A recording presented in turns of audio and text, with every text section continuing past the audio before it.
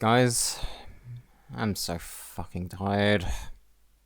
So recently, Nintendo announced Super Mario Galaxy plus Super Mario Galaxy 2, and they are priced at $40 each, with 70 for both. And people were obviously furious because of them previously being priced for much lower on the Wii U. I have my own criticisms of the price, but I am getting them regardless because I'm the biggest Nintendo bootlicker in the world, and only a Nintendo bootlicker will say this right now, which is something many in the Nintendo community will not say. Stop using Iwata already. This is something I need to get off my chest because it's pissing me the fuck off. People have been constantly using Iwata's name to hate on current Nintendo. Let me just state for the record, Iwata was somebody who should be remembered fondly. Yes, I'd argue he was the perfect face of the company, and the memories he brought with all of us should be remembered with such fondness. That being said, people using his name to shit on Nintendo's current practices frustrates me. You're probably familiar with a cartoon she said in his video on Steven Hillenburg, and I won't rephrase what he said, so I recommend you watch that video if you haven't already. But to summarize, he made a point on how people argue current SpongeBob writers are defacing Hillenburg's legacy with recent decisions, such as people saying he wouldn't approve of SpongeBob spin-off shows, but in reality, that's not even remotely true. Again, watch Cartoon She's video if you want the full picture, the same thing applies here. People constantly use Iwata to bring up Nintendo's current business practices, and while that on its own is worth criticizing, I feel using Iwata is a nostalgia-blinding self-report. Contrary to the popular consensus that is for some reason plaguing the Nintendo community, the 3DS and Wii U eras were not great, especially the Wii U era. The 3DS era was better, but to act like those eras were better is romanticizing shit to oblivion. There's one thing that is undeniable, and that's how Nintendo offered their legacy content, where it was much cheaper. Right now, Nintendo's business is offering their legacy content ranges from being on their subscription service or remastering it for either about $30 or full price. And sometimes it's worth the price, and other times it's Donkey Kong Country Tropical Freeze on Switch. But people bring up Iwata and say he wouldn't do this. And to that I say this: bitch, you did not own a fucking Wii U as a kid, and it shows. Any Wii U user from back then will absolutely tell you that while the Wii U had some high highs, it was in spite of Nintendo. Because while a lot of the games on the thing overall were good, there were also undeniably terrible games. And how they handled legacy content was also criticized back then. Like with how Virtual Console and Wii U was handled from its business structure.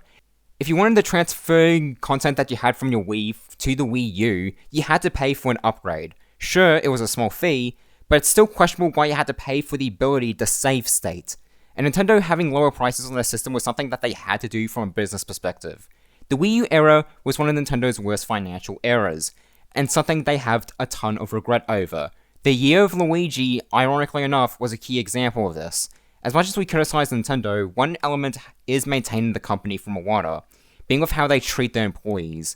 Iwata cut his own pay just to make sure the employees at the company could keep their jobs. And with how much more profit the company makes in recent years, Nintendo even pay their employees more than ever. That being said, I feel acting like Nintendo would never do this nowadays is really romanticizing Nintendo's business history. Because if you dig deep enough, even during eras where your childhood Nintendo era started, you can still find instances of Nintendo being stupid with business. If you think Nintendo being against piracy is new for them, remember, the GameCube discs fucking exist. And Iwata was the fucking president of Nintendo back then too. Or how about when Nintendo charged full price for a re-release of Super Mario All-Stars from the Super Nintendo on a Wii disc for Mario's 25th anniversary? If you think the 35th anniversary is underwhelming, you clearly didn't see his 25th. I just want to say, all eras of Nintendo have questionable business practices. People on Nintendo YouTube in 2010 will love to tell you how the Nintendo Partner Program was a thing.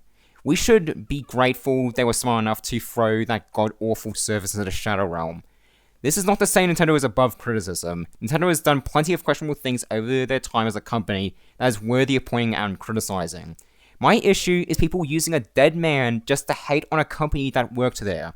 If you want to say he wouldn't do what Nintendo is doing today, I'd argue no. If anything, it's probably likely he might have done what Nintendo was doing right now. Remember, Iwata was a businessman. He was a smart businessman, but a businessman nonetheless.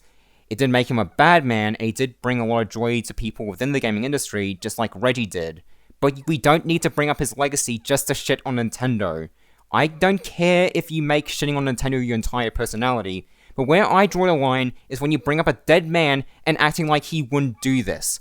This is a public service announcement for Nintendo fans everywhere. Let Iwata fucking rest.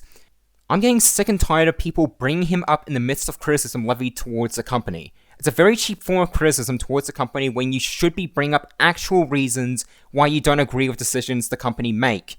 Your criticism shouldn't be, this thing is terrible because Iwata wouldn't hate how it's made. It should be, this thing is terrible because insert valid reason here.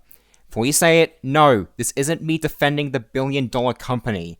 I'm saying this because I want fans to be angry for the right reasons, while letting a man rest. Because I don't believe Iwata wants you to use him to justify your anger, let alone liking you to be angry. If you truly cared about Iwata, you'd leave him out of the discussion. Anyway, rant is over. I'm going back to my Minecraft world. I've been meaning to try to get every achievement on the backward edition because I'm not doing it on Java, and if you're wondering why, just remember that how we get here is an achievement that exists. Anyway, that's all I have to say. See ya. Bye.